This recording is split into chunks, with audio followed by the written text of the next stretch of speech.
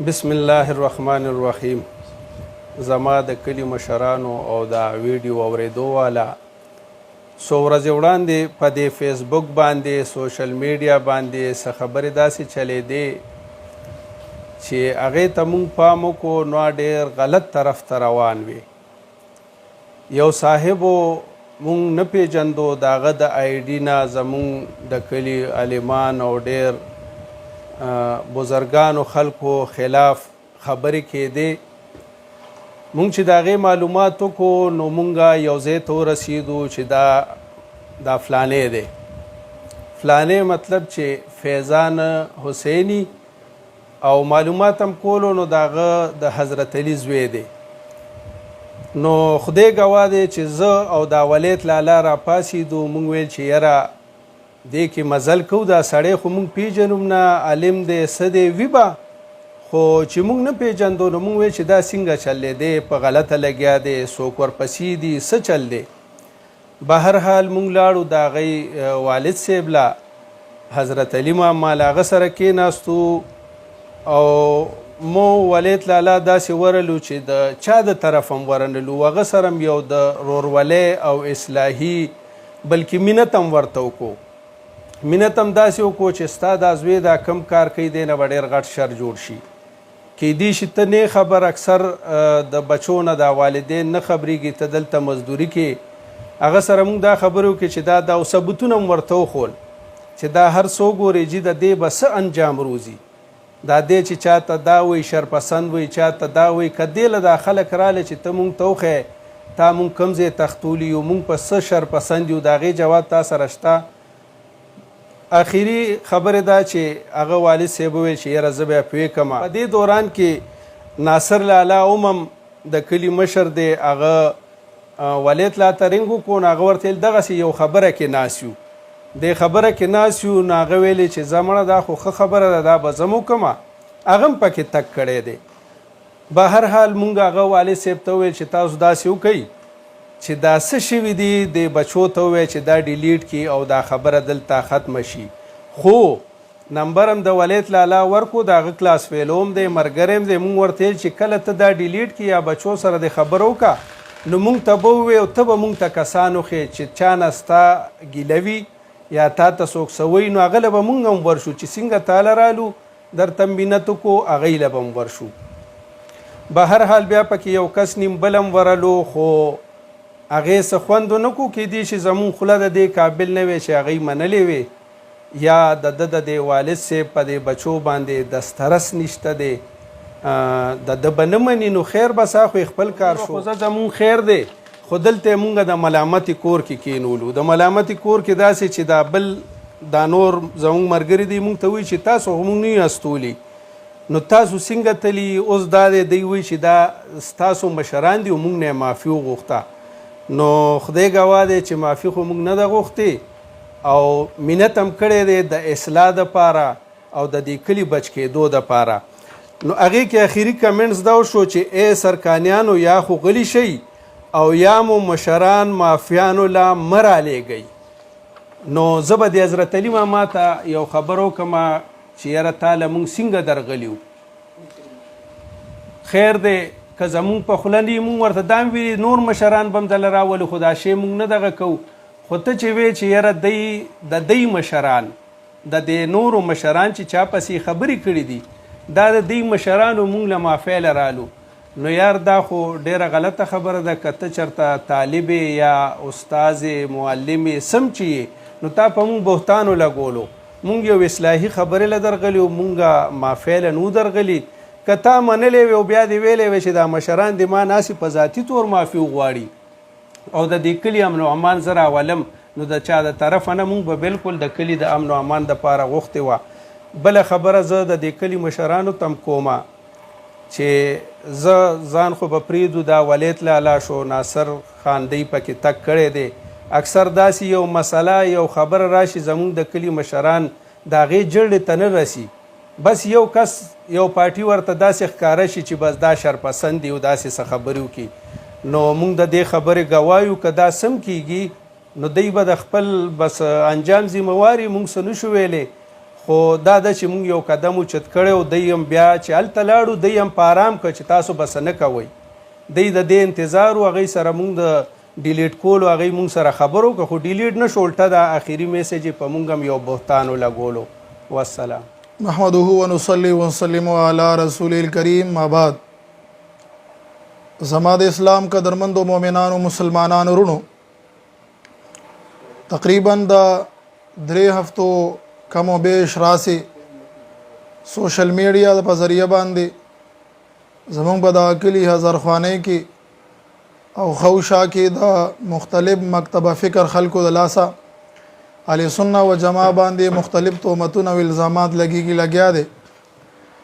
په دې کې یو نوم د چې د دیوبند مکتبه فکر سره تعلق ساتو چې داغه فیضان نوم دی دیوبندی خارجي داغه تذکره هم پکې راتله مخله او داغي الفاظ او داغي د الفاظو چونو خو عجیب دي ډیر تعجب ما لراغه چې کله زملګرو باغی باندې خبر کما چې هغه د خپل حیثیت نه لوی خبرې کړې دي چیلنج ور کړی ما چې کله ملګرو دوستانو کم ټیم کې چې ملګرو دوستانو زه د هغه په مختلف کمنټو باندې خبر کما او ما وکړه ډیر تعجب شو راته او باغ ټیم نه زماز لوغخته چې دا سړی ز چیلنج کم او د کینو ما د اصلیت ز خلکو ته واضح کم خو بهر حال ملګرو دوستانو اجازه نه راکو وجه دا صدمره سړی دینا یعنی صدمره غټ عالم نه دی صدمره نوم نه لري اهمیت نشته دی او خو ملګرو تم پته دا مونږ ټول ته پته چې دا ټول گیمونه چې کم د جوړ کړي د فیسبوک په ذریعہ باندې ځان استاد جوړي ځان خپل شاګرد جوړي دا صرف د شهرت حاصلولو د پاره دی خو بهر حال چې کله ملګرو دوستانو بار ماته د دې ویناو کو زه نه پرې خوستم نو دا غي د وجنه دومره په دې خبره کې لګ طوالت راغې ملګری دوستانو خپل ټولې زراعي چې کوم دا غي سره وي د امن او امان اب تاسو په ویډیو په ذریعہ باندې و هم رہی هغه استعمال کی خو به هر حال چې کله پاغي باندې خبره و نشوه نو کله چې زه د دې د کرتوتو نه خبردار شوم او د میډیا په ذریعہ باندې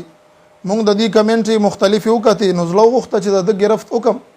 خو ملګرو دوستانو چې پاغي کې د کلی ستر مشران هغه هم شاملو دا غي په ډیر زیات وینا وجبان دي بار اصرار وجبان دي زه خاموشم او هغه مان ټیم غشته چې تباغه پوری سنوي چې د کومه پوری مونږ خپل دا مسله حل نکو او دا سړی په خبره باندې پوي نکو خو بهر حال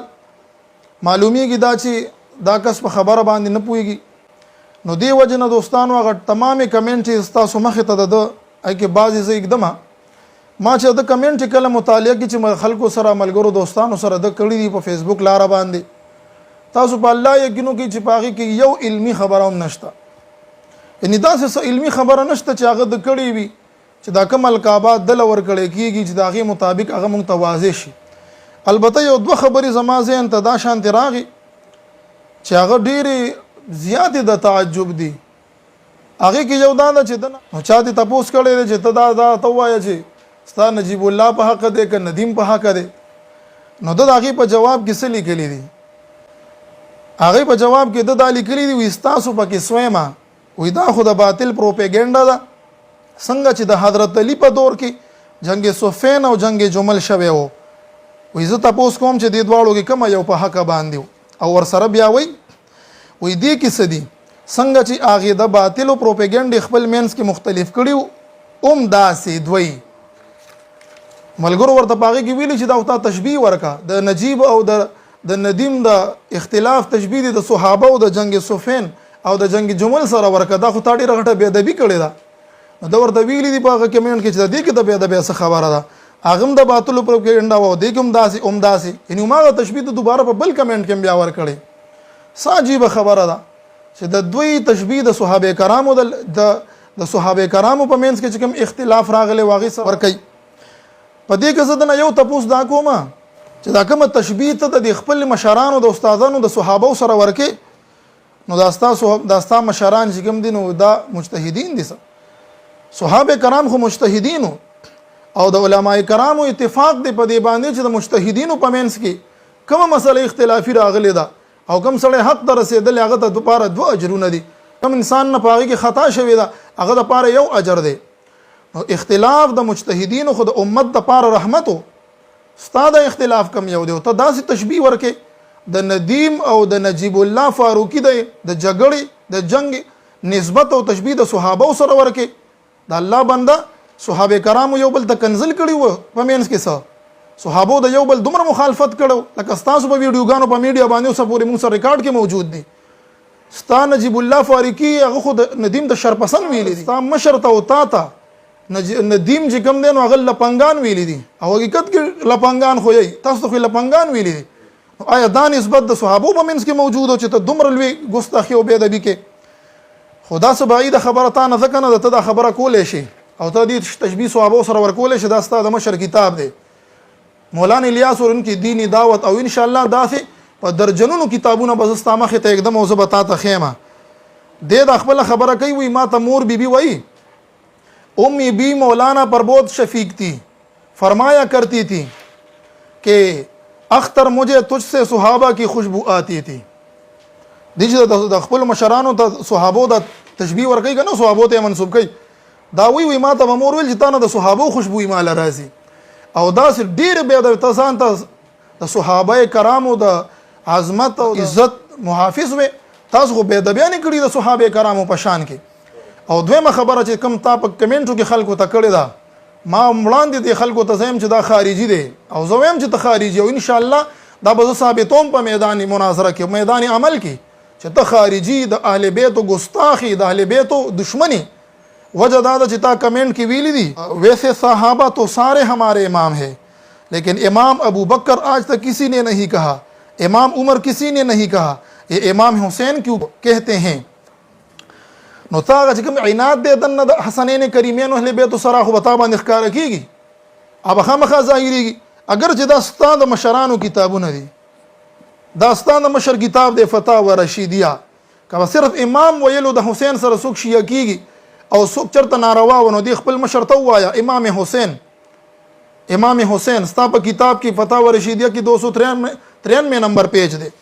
دا ستا تقویت الایمان دی چې تذکیر الاخوان ما سره تاسو چاپ کړی دی. دا د امام حسین په 233 نمبر پیجونو او دا سے درجنونو کتابونه بستا ستا د کور نو خیم فتاوا رشیدیه آپ کے مسائل ان کا حل دیانوی کتاب دی چې په ټولو کتابونو کې لیکي امام حسین امام حسین امام حسین. ته کومه خبره کې لګي پته نشته دی خو خارجي خامخا خارجیت خو در باندې راخکاره کیږي چې د اهل بیت خو دشمن یې پد خو بر باندې اهل بیت شان لګي. ستا په کمنټونو کې ښکاره کیږي چې د مولا علی شیر خدا رضی الله عنه نوم سره کله مشکل کشا باندې اعتراض کې مشکل کشا ته هیڅ ضرورت ته